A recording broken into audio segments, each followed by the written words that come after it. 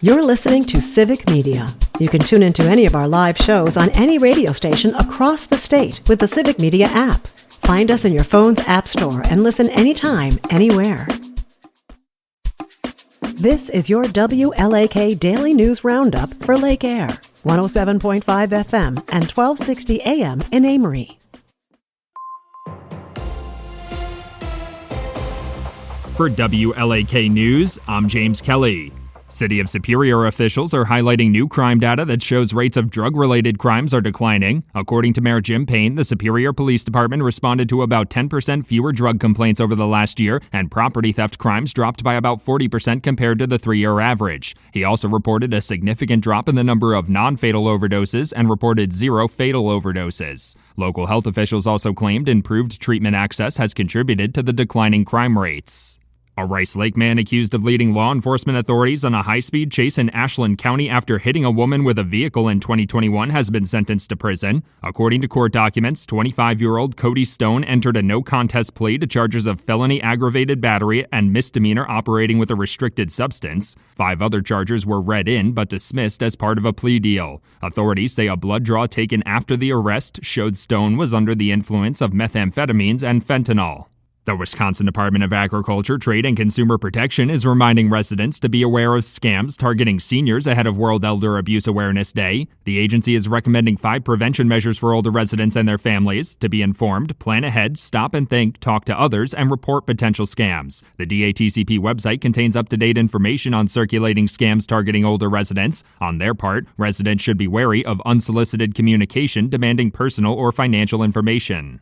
The Rice Lake Community Health Foundation is seeking applications for matching grant funds from local health-related nonprofits. The foundation is looking to partner with local health and wellness organizations to improve the health and wellness of area residents. Organization officials say they provided over $340,000 to health-related organizations through matching grant funds last year. Any nonprofit health organization is invited to apply for the matching grant funding, and their formal requests must be submitted by August 15th.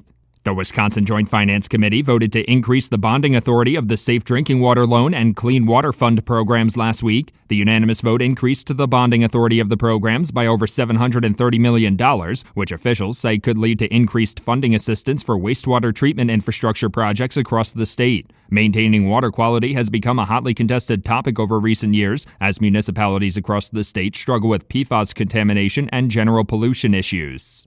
A government watchdog group has filed a lawsuit in Wisconsin seeking to prevent Elon Musk and others from offering cash payments to voters. The lawsuit, filed by the Wisconsin Democracy Campaign, argues that allowing the cash payments creates a risk that the state's elections could be significantly influenced based on funding provided in support of a particular candidate. The state Supreme Court declined to hear a similar case during the April election, which aimed to block Musk from distributing $1 million checks to voters who signed his petition.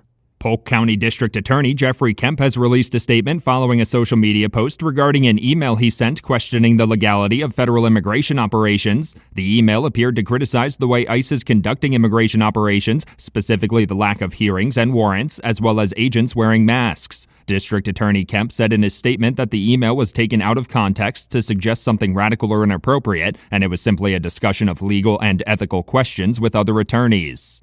The last of 4 Webster residents facing felony charges in relation to a December drug bust in Burnett County has been sentenced. 50-year-old Christopher Merrill, 33-year-old Jacqueline Duncan, 42-year-old Lisa Anderson, and 47-year-old Ronald Anderson were all arrested in the drug bust that led to the recovery of methamphetamine, marijuana, and various drug paraphernalia. Merrill and Duncan were sentenced to prison in April, Lisa Anderson was sentenced in May, and on Monday, Ronald Anderson became the final suspect to be sentenced on amended charges. Attorney General Josh Kaul has announced Wisconsin will join another multi-state lawsuit seeking to block the DNA testing company 23andMe from selling personal genetic data. The lawsuit argues that the highly sensitive genetic information, including biological samples, should not be sold without the consent of consumers who provided the samples. The lawsuit was filed in federal bankruptcy court as another company seeks to buy the struggling 23andMe company. Experts are encouraging consumers to delete their 23andMe accounts before a potential sale. Republican state lawmakers are proposing legislation seeking to increase price transparency for hospital costs. The proposed bill would create a new enforcement mechanism to ensure hospitals are complying with federal cost transparency laws. The legislation comes following a press release from the Wisconsin Hospitals Association highlighting a turquoise health analysis finding Wisconsin ranked first in the country for hospital price transparency. The analysis also found that no Wisconsin hospital had been fined for non-compliance with transparency laws. For WLAK News, I'm James Kelly.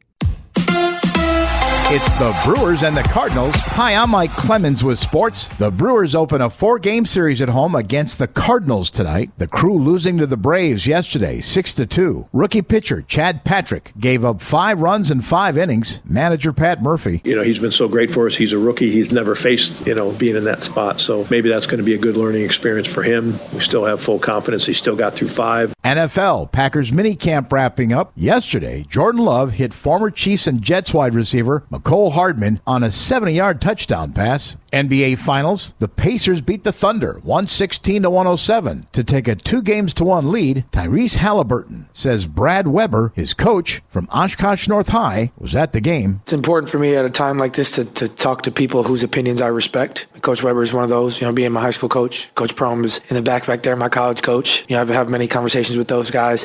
These games can get crazy, and I think what I've learned from those guys as my coaches and Coach Carlisle, is that people follow the leader. That's the Pacers' Tyrese Halliburton. With sports, I'm Mike Clemens. On your entertainment beat, I'm Pete Schwaba. Networks sure know how to milk a goodbye. Former Wheel of Fortune host Pat Sajak retired in 2023 after much pomp and circumstance. Now there is an equal amount of ceremony as he steps down from Celebrity Wheel of Fortune after 5 seasons. Sajak is fine, but his retirement has reached epic ridiculousness, with some fans shedding tears. Sajak is affable enough, but he didn't split the atom. It's a game show, and maybe the easiest one ever. The entertainment world has already lost one musical genius this week in Sly Stone, and now another has passed away. Brian Wilson has died at the age of 82. Wilson co-founded the Beach Boys with his brothers Carl and Dennis and cousin Mike Love in Hawthorne, California. The band created such hits as Good Vibrations, When I Grow Up to Be a Man, and God Only Knows. It's supposed to cool off and rain this weekend, so we should probably all fire up Pet Sounds to celebrate summer and sunshine. Rest in peace, Brian Wilson.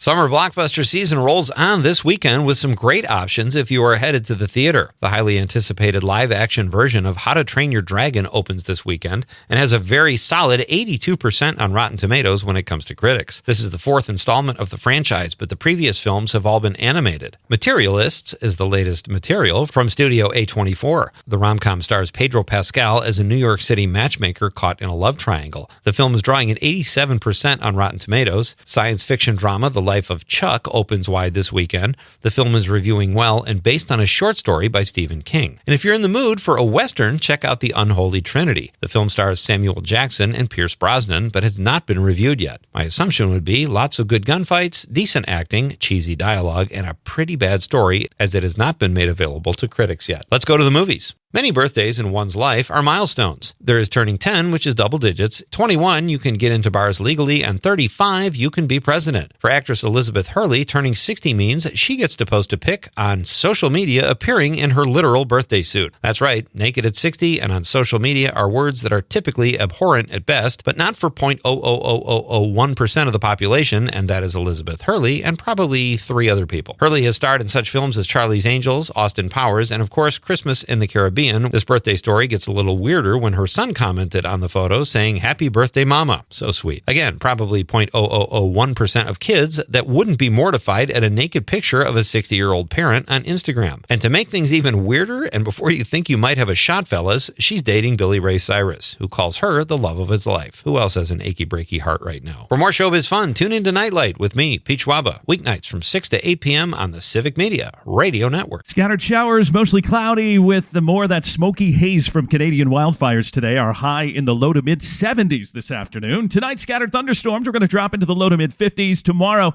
mostly cloudy, scattered thunderstorms with a high in the upper 60s to near 70. I'm meteorologist Sean Cable. Currently, it's 59.